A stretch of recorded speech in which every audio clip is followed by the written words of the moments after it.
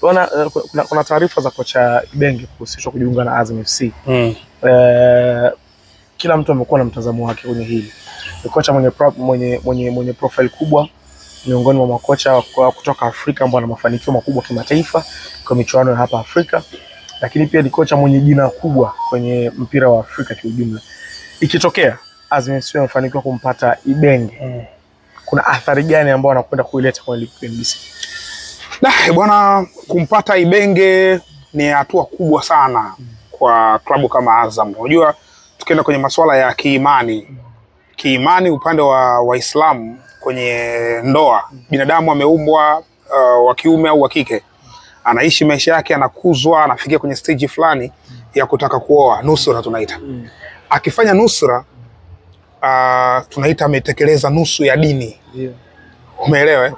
Nusu ya dini maana yake dini yake yeye imebakia nusu kumalizia. Kwa hiyo ukiwa umefikia hatua ya kufanya nikah, hiyo nusura umeoa, alafu ukashindwa kwenda peponi, basi ni wewe mwenyewe. Lakini tayari pale kuna hatua kubwa umeipiga. Kwa Azam wakimpata Jean Frola Ibenge, maana yake itakuwa ile jina la kwanza la shindaga inaitwa Jean Frola. Yeah. Kuna wengine wanasema Florent Ibenge. Florent Ibenge au Flo Ibenge. Ukisema Florent umeita kwenye mazingira ya Kiingereza, Anglophones. Lakini kwenye Francophone ni Frola. Yes, kwa hiyo Jean Frola Ibenge Azam akimpata ndo kama mtu ambaye amefikia muda wa kuoa, katekeleza nusu ya dini. Kwa hiyo inakuwa tayari Azam tutarajie kuiona Azam tishio. Umenelewa? Kwa na Jean Frola Ibenge. Kwa kilichobakia ni squad. Umeelewa? Una timu ambayo inaweza kuleta ushindani kwa yeye kuifanya iwe bora na kuanza kubeba vikombe mfululizo. Na kwa research zangu ambazo nimezifanya, Azam wanamhitaji Jean Frola Ibenge, lengo mahsusi ni kufanya vizuri kwenye michuano ya kimataifa. Sahihi. Yes, hilo ndo lengo lao kubwa zaidi. Lengo mama. Kwa sababu ukija kuangalia kwenye ligi hapa nyumbani, sio business rahisi. Simaanisha hawezi kubeba ubingwa, wanaweza kubeba ubingwa na wameshawahi kubeba. Na hadi vikombe vingine hivyo wameshawahi kubeba. Lakini kwa humu ndani, Azam kuchukua ubingwa, let's say kachukua kombe la FA, let's say sijui kachukua Mapinduzi, is not a big story. Sawa? Kama watafanikiwa kufika group stage ya Confederation Cup, ni kitu kikubwa sana kwao. Kwa hiyo wanamhitaji Jean Frola Ibenge kwa ajili ya hayo maeneo. Sasa au niishie hapo, maana nitakuwa nimekujibu vizuri.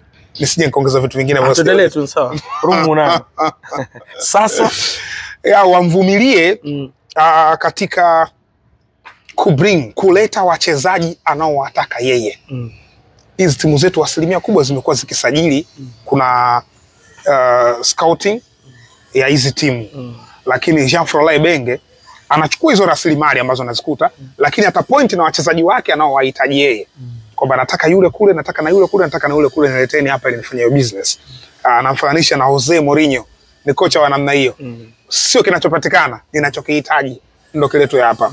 Na Frola Ibenge ni kocha ambaye nyuma yake kuna pool kubwa la wachezaji.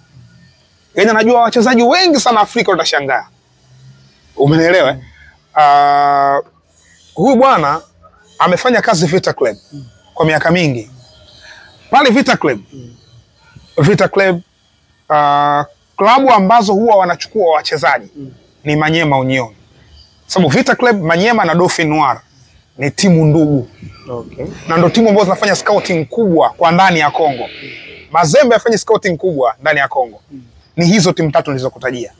Yaani Manyema atachukua wachezaji, Kindu atachukua wachezaji, Goma atenda Dauphin Noir atachukua wachezaji. Lakini Vita Club atachukua wachezaji Dauphin Noir, atachukua wachezaji Manyema, atachukua wachezaji Kongo maeneo mengine. Pale Kinshasa kuna academy zao. Wanachukua wachezaji pale pale. Kwa hiyo ni timu ambazo zina network kubwa sana ya wachezaji. Vita Club ni timu ambayo wanapita wachezaji sana, wanapita wanaondoka. Wanapita wanaondoka. Na wakati Jean Frola Ibenge yupo kwenye Vita Club, ile Vita Club ya moto, walipita wachezaji wengi, mastreka wengi, na leo wachezaji wa Kikongo wengi kila unayemgusia anakwambia Florent Ibenge mzee, baba, anamuita baba. Ni baba. Kwa hiyo ni mtu ambaye ana network kubwa. Alivyokwenda Hilal, alipropose wachezaji alivyokwenda kabla Hilal, alivyokwenda RS Berkane. Alipropose baadhi ya wachezaji waende wasajiliwe. Miongoni mwa wachezaji ambao alitaka wasajiliwe alikuwa ni Shadrack Lukombe Muzungu. Alimuhitaji kwenye kikosi. Miongoni mwa wachezaji ambao alitaka wasajiliwe ni Roseren Twisila Kisinda. Ni wachezaji ambao wameshawahi kufanya nao kazi. Shadrack Lukombe Muzungu alifanya naye kazi Vita Club. Twisila Kisinda amefanya naye kazi Vita Club. Kwa hiyo wale wote alipropose waletwe sababu anawajua. Kwa sababu anawajua. Na amefika pale amemkuta Yusufu Udayo ambaye hakumpeleka yeye RS Berkane, lakini alitaka ongezewe mkataba baada ya mkataba wake kumalizika kwa sababu umewahi kufanya naye kazi Vita Club. 2014 wanacheza finali ya Champions League, Yusufu Udayo ndo anazima pale nyuma center half. Yeye akiwa head coach huyo Jean-Florent Ibenge. Kwa hiyo ni kocha wa namna hiyo. Alipofika Hilal, alisajili baadhi ya wachezaji. The like of Adam Bosu Nzali. Alimuhitaji kwenye kikosi, akampata, akachukua Steve Ebuela. Unamkumbuka? Steve Ebuela alitoka Lubumbashi, DRC. Akamuhitaji kwenye kikosi pia. Alimchukua Fabrice Ngoma Luamba.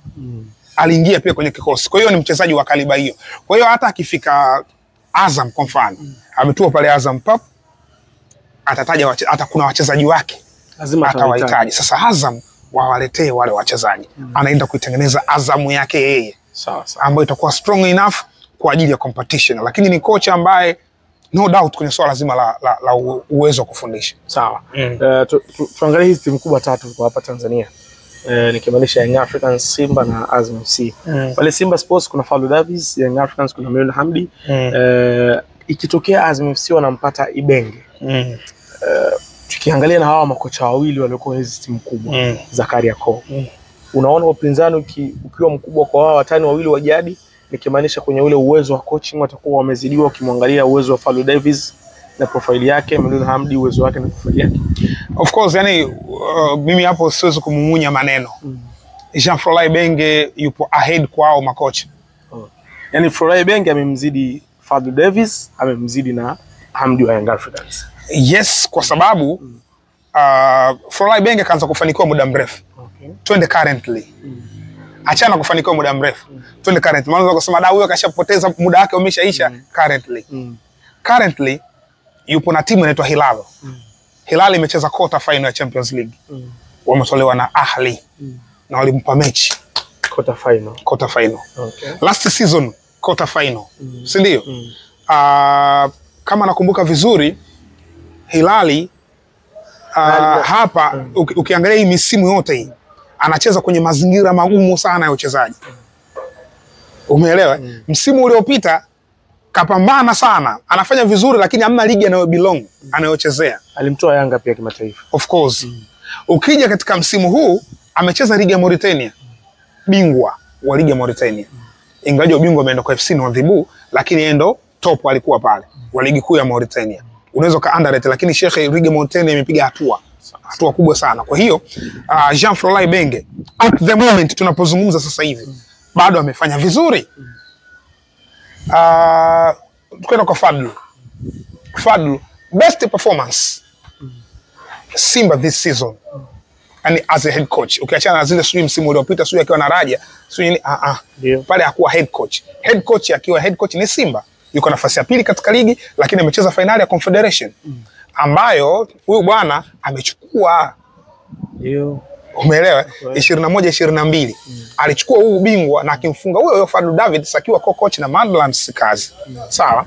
Lakini kwa Milon Hamdi mwenyewe best performance kwenye misimu iliyopita huko nyuma ni kucheza finali ya Champions League 2015 akiwa na USM Alger. Mbali na hapo kuchukua ubingwa wa Algeria mara moja. Tofauti na hapo uone ubingwa mwingine aliochukua wapi. Kwa hiyo kama atachukua Tanzania atakuwa ndo ubingwa mwingine huu. Hizo vurugu Jean-Florent Ibenge ameshazifanya na msimu tayari ana kikombe chake cha ligi. Yaani kikombe cha ligi tayari yeye anacho. Ameshakaa nacho. Kwa hiyo anawaangalia nyinyi mtaweza kufanya. Umeelewa? Ninachojaribu kumaanisha ni kwamba kwa mtazamo wangu Jean-Florent Ibenge ni kocha bora kwa CV, yani kwa rekodi kwa maana ya wakati uliopita mpaka sasa hivi tunapozungumza ukilinganisha na hawa wawili. Ila huwezi ku discourage kabisa jitihada ambazo zinafanywa na hawa makocha. Sawa. Hususan Fadlu Davids ambaye ni kocha mpya.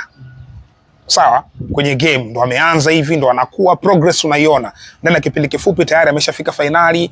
Timu yake kaitengeneza timu yenye ushindani. Msimu uliopita alikuwa as assistant kule, amecheza bila kupoteza. Kwa hiyo hizo ni element ambazo unaziona kabisa kwamba huyu future yake ni brighter. Inaonekana safari yake inaenda kuwa nzuri, lakini sio kumlinganisha na daraja la Ibenge. Tutakuwa tunamkosea Jean-Florent Ibenge. Sawa. Yeah. Nafikiri tumeweka sawa hilo. Yeah, kabisa. Inatosha au tuzidi kuchimba? Inategemea na maswali yako. Au maswali yameisha? Yaisha. Au mimi nikuulize wewe? Mimi nikuulize wewe. Aulize. Tuchimbe kidogo. Inazungumzwa kwenye mitandao ya kijamii, inazungumzwa pia na wanahabari. Tetesi ni sehemu ya football. Yeah. Kwamba miongoni mwa makocha ambao wanafanya vizuri sana Afrika au wakitoka kwenye mafunzo wanakuwa ni wale makocha wenye vipaji ni kutoka Kongo. Umekuwa na uzoefu mkubwa sana soka la Kongo, Walid Mzinga. Hii move ya Ibenge kutoka Hilal kuja Azam FC uliwahi kuifikiri, au Ibenge kutoka alipo kuja Tanzania uliwahi kuifikiri kwa namna moja au nyingine? Kwa nilikuwa naamini Jean-Florent Ibenge nafasi ya kuja Tanzania inaonekana. Yaani inakaribia. Shida kubwa ilikuwa ni fedha zake, yani kiwango cha fedha ambacho analipwa. Na analipwa fedha nyingi kwa sababu ni kocha mzuri. Ni kocha ambaye amefanikiwa maeneo mengi, ikiwemo Hilal pia. Kwa daraja la Hilal, Florent Ibenge amefanikiwa. Kwa hiyo nilikuwa naona inawezekana akaja huko, lakini nani ambaye anaweza kulipa ile cash ya kumpa Ibenge? Umeelewa? Kwa hiyo Azam, yes, msuli upo. Wanaweza kabisa. Wewe unazungumzia Azam, unazungumzia SSB hiyo. Si Bakhresa hiyo. Naelewa. Sasa unazungumzia Bakhresa, unazungumzia pesa. Hiyo. Kwa hiyo wana hiyo nguvu ya kumlipa. So naamini kuja kwake Jean-Florent Ibenge, percentages za kufaulu ni kubwa kuliko kushindwa. Wampe tu nafasi,